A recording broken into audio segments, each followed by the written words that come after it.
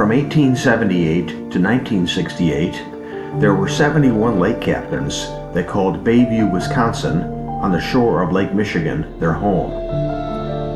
While they lived here, they captained 195 different ships, from tugboats to schooners to steamships, in voyages that took them to every one of the Great Lakes. Join us now for another episode of Bayview, Town of Lake Captains, where we explore not only these captains, but also their ships, their homes, their families, and their lifetime of sailing adventures on the Great Lakes.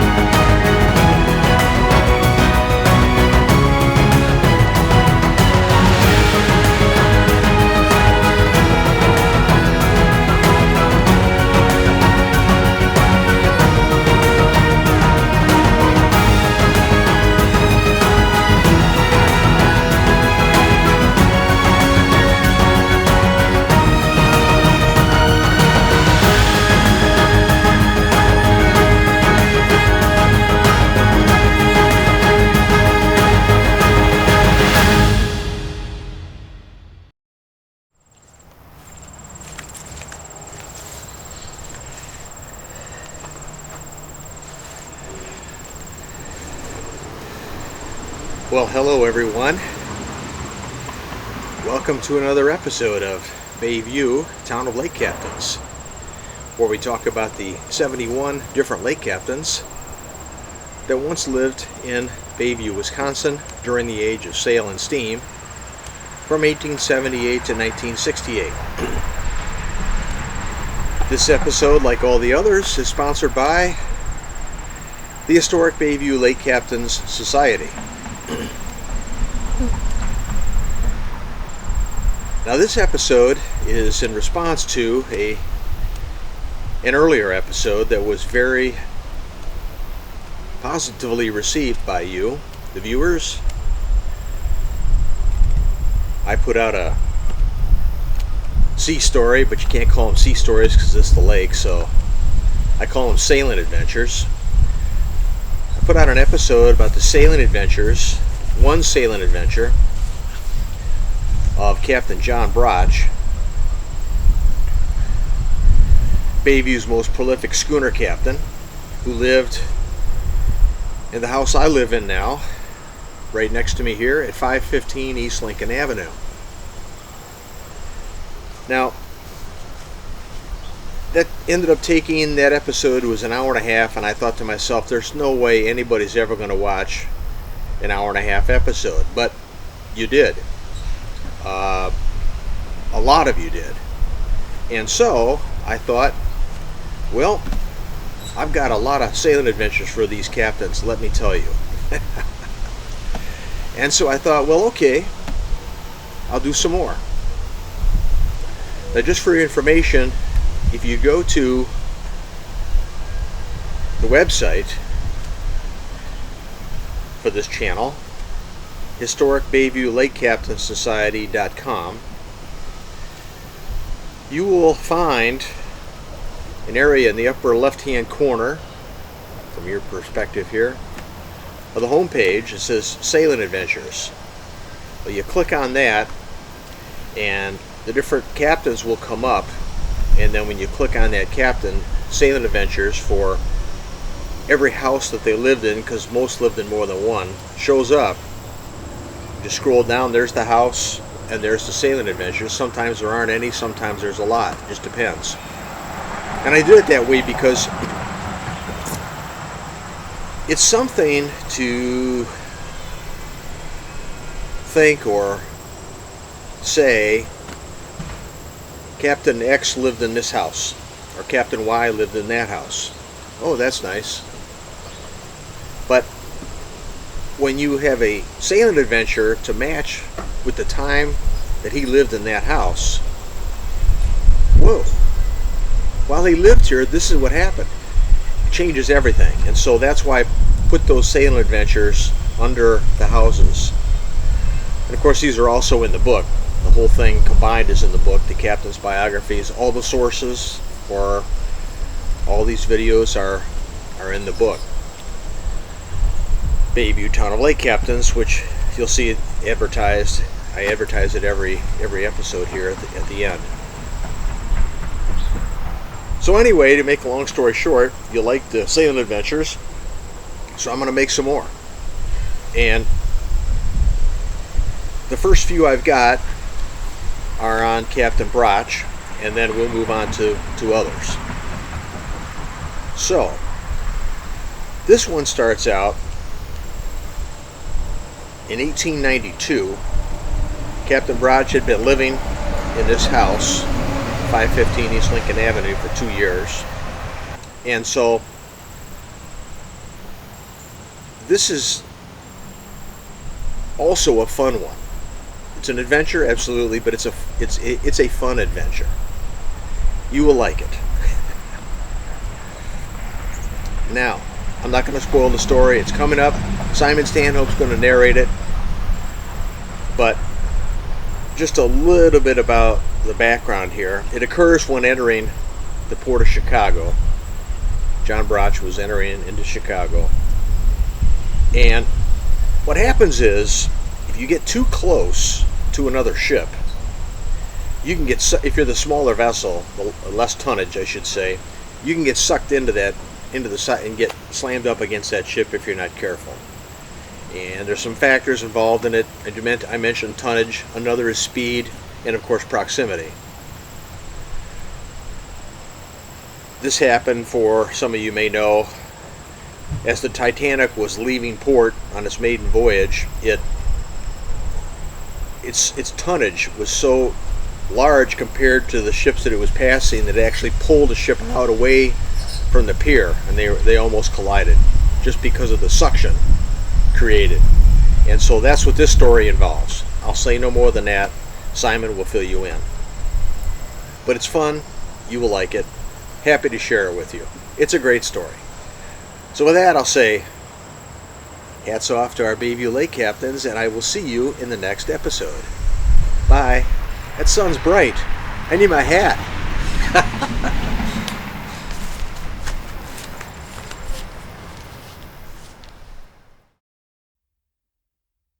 Welcome to another installment of Bayview, Town of Lake Captains, where we discuss the lives of the 71 different lake captains that once lived in Bayview, Wisconsin, during the late 19th and early 20th centuries, in the age of sail and steam. This discussion will include their ships, their homes, their families, and their lifetime of sailing adventures on the Great Lakes. Here is the map of lake captains' homes in Bayview, to show you where this episode takes place.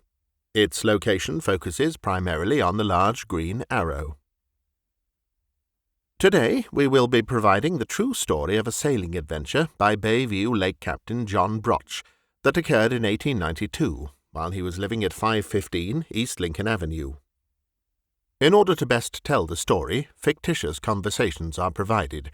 However, these do not affect factualness of the story. This story is taken from the book A Brother Helps His Sister, the true story of William A. Draves, the schooner Arctic, and the house at 515 East Lincoln Avenue. We will now begin. Chapter 41. Captain Brotch turned the Draves family schooner Arctic to starboard, a mile out on Lake Michigan, to begin his approach into Chicago's inner harbor. This late morning, Friday, 12th of August, 1892, was sunny, the weather calm. It was a nice, leisurely way in. John Brotch could handle it in his sleep. He passed by the channel buoys, staying to the starboard, right side of the channel. Much like today's drivers on the nation's two-lane roads, the official maritime rules of the road required, and still do to this day, that when ships are approaching each other, that they stay in the right lane, passing each other on each other's left, port side. So, for John Brotch, commanding the Arctic on this sunny, late-morning day, he merely had to stay to the right side of the entry channel going into the port of Chicago, and reduce the amount of sail down so that the schooner would remain steerable at slow speed. He thus had the sails on the two masts lowered to half, and the three smaller jib sails on the bowsprit taken down completely. The bowsprit was the long, pointed wood extension that went out in front of the ship's bow, front. To it were affixed lines, ropes, to which sails, called jib sails, were attached, to give the ship more sail area to catch the wind. The farthest point forward on the bowsprit was a long piece of pointed wood called the jib boom.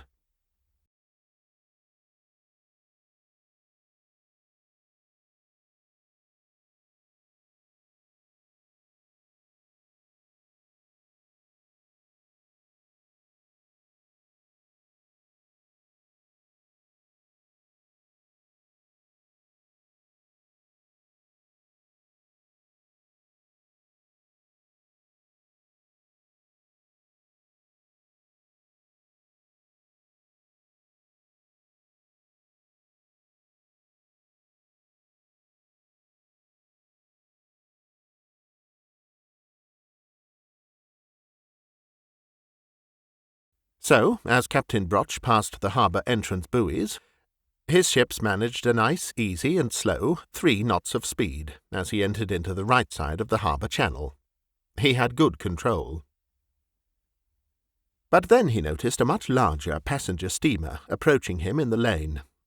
Larger ships passing smaller ships posed a great danger if they got too close to each other, because of the possibility of suction. In tight shipping lanes, which this entry into Chicago harbour was, both ships had to be particularly careful.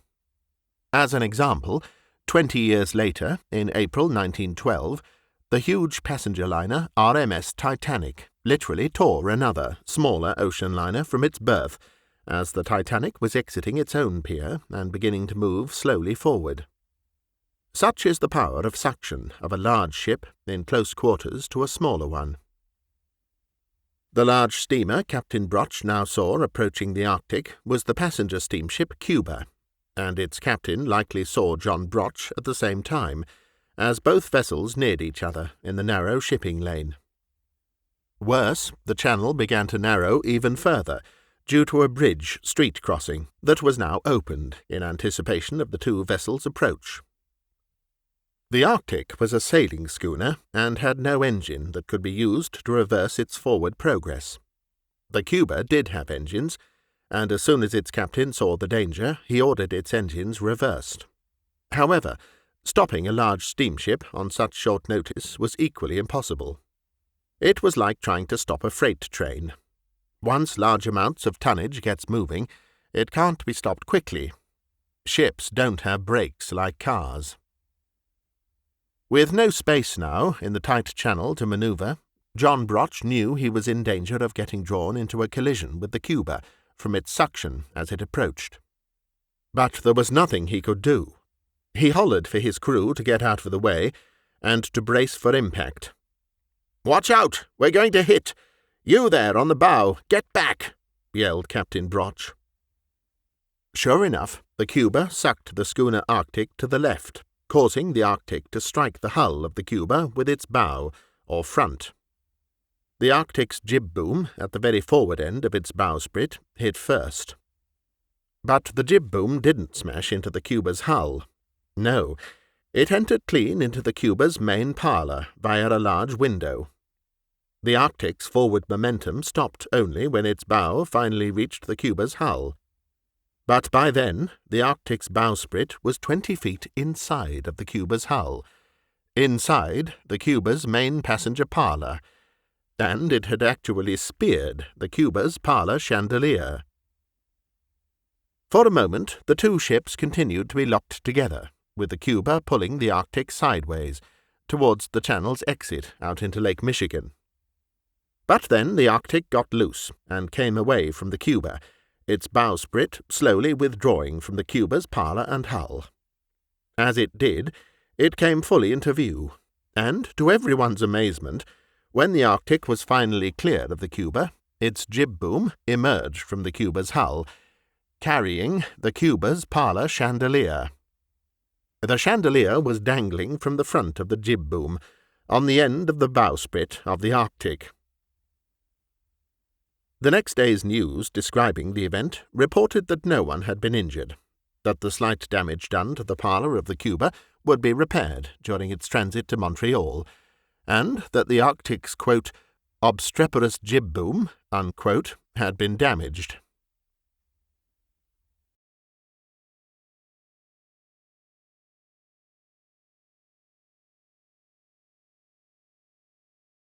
Before this incident, the Arctic, under John Brotch's command as captain, had been so successful and profitable that he had been able to pay back 90% of the $2,500 his brother-in-law William A. Draves had loaned him as capital to invest in getting the ship's crew hired almost a year and a half earlier. Now there was damage to be repaired. Captain Brotch unloaded his cargo in Chicago after this accident, then gingerly, with his jib boom damaged, limped back up to Milwaukee for repairs. Because he had no money for the repairs, all profit he had ploughed, rightfully, into paying back his brother-in-law William Draves. John Brotch needed the financier William Draves to help again. William did so happily, so diligent had the young captain been in paying him back.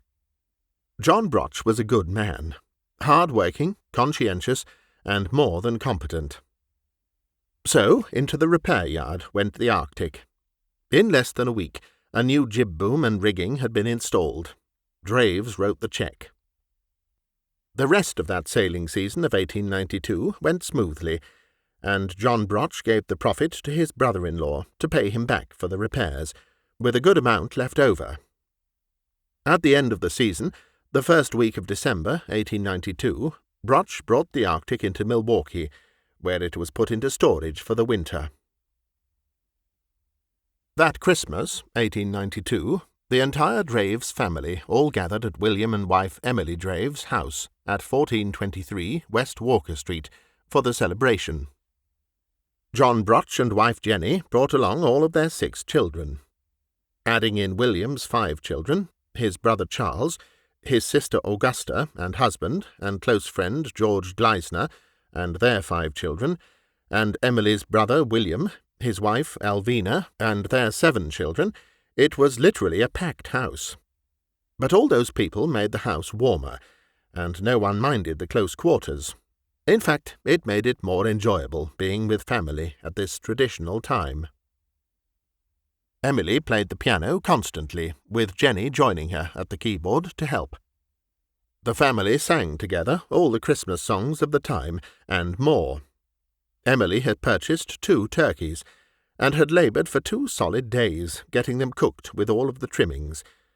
Sweet potatoes, stuffing, apple and pumpkin pie, candies, sweets of all kinds, coffee and flavoured drinks for the children.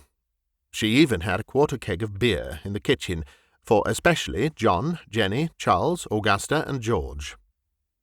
She had placed 2 tables in 2 different places in the house, one upstairs and one down on the first floor, below the street-facing windows at the north end of the parlour, with food and drink on them, so everyone could move about the house freely, with lots of room to eat and talk. At one of the points of interlude, when Emily and Jenny took a short break from their piano playing, William called all the adults into the parlour for a celebratory toast with Burgundy wine. After he filled everyone's glass, he held his up to make a toast. "To the Draves family," he announced. "May everyone always be happy and healthy." "To the Draves family," repeated the adults, taking a sip. Then Emily was next. "To all of our wonderful children," she happily exclaimed, holding up her wine-glass. "To all of our wonderful children," followed the other adults, and they sipped their wine. The toasts then continued around through Charles, Jenny, Augusta, George, John, and Alvina, each reciting something nice, each of the others repeating it. When the toasts had finished, and as normal conversation was about to begin, but still with a captive audience, William Draves took his shot.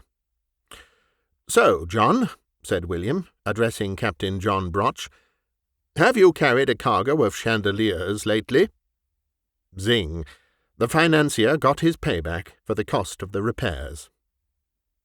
Everybody broke into uproarious laughter that went on for quite a while. John Brotch's face turned beet red, and his head dropped, but he was chuckling and smiling as he was shaking it side to side. Charles slapped him on the back. Then William came over and put his arm around John's shoulder. "Everyone," he announced, "to the captain of the Draves family schooner, the Arctic, Captain John Brotch, our favourite and the very best schooner captain on the lakes." He held up his glass. They all held up theirs, and drank John Brotch a complimentary toast. Then they all clapped, cheered, and laughed some more. It was just one of the high points of a very wonderful and truly merry Christmas of 1892. Thanks for watching. This photograph isn't about Bayview or its lake captains, but it's from the same era of Great Lakes maritime history. We thought we'd close with it for enjoyment, as it captures the spirit of the era. If you'd like to read more details about Captain John Brotch, as well as the sources for the information contained in today's video, you can find these and more in the book Bayview, Town of Lake Captains, for sale now by individual volumes in both e-book and paperback on both Amazon.com and HenschelHouseBooks.com. All proceeds from book sales go to support various maritime history projects related to Bayview's lake captains. One of these is a plaque and marker with the captains' names and addresses on it, as part of the creation of the Bayview Lake Captains Historic District, which will be the first of its kind in America. If you would like to contribute to support these projects, to include this and other markers honouring Bayview's lake captains, with 100% of all donations and contributions in all forms going to support them, please consider contributing to us through the listings found on our website under the Contribute button, as well as in the end credits at the conclusion of this video. Note, we are not a 501c3, so contributions are not tax-deductible. If, for some reason, we are unable to secure these markers, then all funds donated to this site will be given as a cash donation to the museum ship SS City of Milwaukee in Manistee, Michigan. This is the only surviving intact ship that was once captained by a Bayview Lake captain, and in its case was captained by at least 2, and likely 3, totaling over 20 years between them. Finally, we also have free self-guided walking tours of Bayview's 71 lake captains' homes, using only your phone. It's simple and easy. Just go to our website shown here, find the item on the menu bar at the upper left named Free Self-Guided Walking Tours, and then scroll down to find the map with the instructions. Zoom in by street. When you find a captain's house you're interested in, Click on it, and details appear on the right, along with a link to the YouTube episode from this channel that provides the biography of the captain that lived there. It's free, fun, and available any time you're out walking. Just bring along your phone. I'm Simon Stanhope, narrator for these episodes. Join us again soon for the next chapter of Bayview, Town of Lake Captains.